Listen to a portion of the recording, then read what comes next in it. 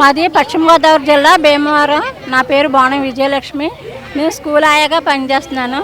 96వ సంవత్సరం నుంచి నేను పనిచేస్తున్నాను. అప్పుడు 400 జీతం, 400 కాడి నుంచి అలాగే ఇప్పటి వరకు వచ్చింది. మేము అప్పుడు జీతం తక్కువ ఉన్నప్పుడు బాత్రూములకు అడిగాము, గ్రౌండ్ తుడిసాం, ఆఫీసులకు వెళ్ళాము, అన్నీ చేసాం. కానీ ఇప్పుడు కూడా మేము అలాగే చేస్తున్నాం. కానీ మున్సిపాలిటీ 4000 ఇచ్చేది, 4000 కొన్నాళ్ళు ఇచ్చింది. ఇప్పుడు శానిటైజర్ వర్కర్గా వేసుకుని 6000 చేసింది. ఇప్పుడు 2 జీతాలు అని చెప్పి లెక్క పెట్టేసి ఒక జీతం మున్సిపాలిటీ జీతం మానేశారు మొన్న ఏప్రిల్ నెల నుంచి.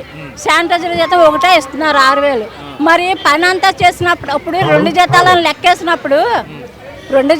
లెక్కేసినప్పుడు మరి పని కూడా లెక్కేయాలి కదా. మరి అప్పుడు కూడా బాత్రూములకు అడిగాం, అప్పుడు కూడా ఆఫీసులకు వెళ్ళాం, అప్పుడు రూములు తుడిసాం, అన్నీ చేసాం. అప్పుడు 8:30కి వచ్చాము, 6ంటికి వెళ్ళాం. ఇప్పుడు 8:30కి వస్తున్నాం, 6ంటికి వెళ్తున్నాం. కానీ మాకు ఏం టైం ఇచ్చారు? పొద్దున్న 2 గంటలు, సాయంకాలం 2 గంటలు, 4 గంటల టైము. పార్ట్ టైం కంటింజెంట్ సేపర్స్ అని పెట్టారు. కానీ పార్ట్ టైం కంటింజెంట్ గురించి ఏం పట్టించుకుంటలేదు అసలు. కానీ మరి మేము ఎలా చేయాలి? పార్ట్ టైం అని చెప్పినా రోజంతా చేయించుకుంటున్నారు. కానీ ఎక్కడికి వెళ్తానికి లేదు. ఇప్పుడు ఇది ఎలా వచ్చామండి, ఈరోజు సెలవు కాబట్టి రాగలిగాము.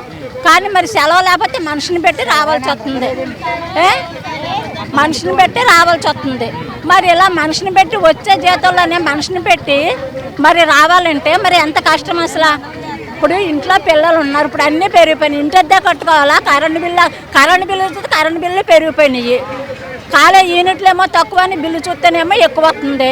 మరి ఇప్పుడు ఈ ప్రభుత్వం వచ్చాక మరి దాని గురించి అసలు మరి జీతాలు కూడా పెంచాలి కదా.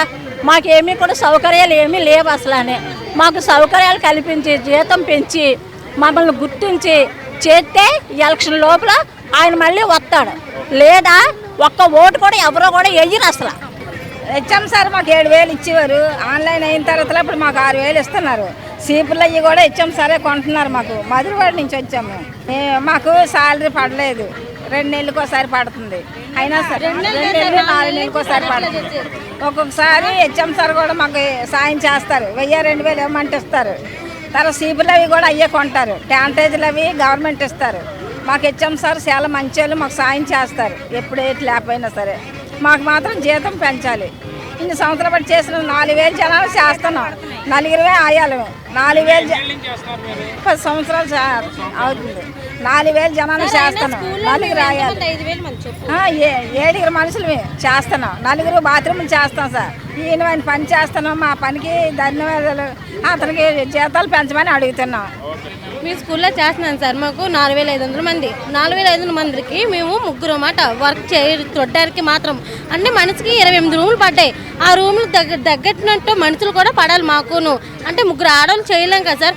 మనసుకు వచ్చి మాకు రూమ్కి వచ్చి పిల్లలు 9 మంది, అంటే రూమ్కి వచ్చి అంటే 28 రూములు మాకు అలాగే 164 రూములు, అంటే 64 రూములకి మాకు పంచారు ఇలాగ 3 కానీ. ఎలా చేస్తాను సార్ మనుషులు లేకుండా? అలాగని ఇచ్చిన జీతం కూడా మాకు 6000 ఇస్తున్నారు. అది సెలవులు ఇవ్వరు. సెలవు పెట్టినా కూడా ఒంట్లో బాగుపడి మనిషిని పెట్టాలి. మాకే జీతాలు వచ్చిన 200 మనిషిని ఏం పెడతాము? ఆ మనిషిని పెట్టినా వాళ్ళకి అన్ని డబ్బులు ఇవ్వాలి. మా చేతులు అయితే ఎప్పుడు పడతాయి? 4 నెలలకి 5 నెలలు జీతాలు ఇస్తారు. అది అవ్వదు కదా మాకు. మరి ఇలాగా జగన్ అన్న మీరే చూసి మాకు నెలకి 18,000 చేయాలని కోరుతున్నాం మేము. అంతే సార్, ఇంకేమీ లేదు. మాకు అదే బాధ. మాకు సెలవులు కూడా ఇవ్వట్లేదు. ఆ సెలవులు పెట్టి మాకు వేసవికాలం సెలవులు ఇచ్చినా కూడా మేము ఆఫ్ డ్యూటీ చేస్తున్నాము. మాకు సెలవు కూడా లేదు. పర్మనెంట్ చేయమని కూడా మాకు పర్మనెంట్ చేయాలి. జీతాలు పెంచాలి, పర్మనెంట్ చేయాలి. మాకు కష్టం తెలుసుకోవాలి జగన్ అన్న. మరి ఇంత కష్టం చేస్తాం, ఆడవాళ్ళు చేస్తున్నాము. ఇంత కష్టపడి చేస్తాం. పొద్దున పిల్లలతో పాటు స్కూల్కి వస్తున్నాం, మళ్ళీ సాయంత్రం 6:30కి వెళ్తున్నాం మేము. ఆ బాధ తెలియాలి మాకు. అంతే సార్, ఇంకేమీ లేదు. అది కూడా వైజాగ్ నుంచి వచ్చాం మేము. మధురవాడ వైజాగ్ జడ్పీఐ స్కూల్ నుంచి వచ్చాం మేము. మాకు 5 నెలలు, 2 నెలలకి అక్కడ 5 నెలలకి 3 నెలలు పడుతుంది. మాకు జీతాలు కూడా సరిపోవు. ఇంట్లో మోగాల నువ్వు బయటకు వెళ్ళి 500 ఇస్తారు. నువ్వు స్కూల్లో చేస్తే ఏమొస్తుంది? ఏంటి పిల్లలు ఉన్నారు, మన పిల్లలు బాగుంటుంది కదా. పిల్లలు చదివిస్తున్నాము. అక్కడ 100 పిల్లలు, 100-200 మంది పిల్లలు ఉన్నారు. మన పిల్లల్లో మనం చేసుకోవాలి. ఇప్పుడు జీతం ఎప్పుడో పడుతుంది, చూసుకుంటున్నాం కదా. పర్మనెంట్ అవుతుందని కదా చేస్తున్నాము అని చెప్పాము కూడా మా ఆయనతో.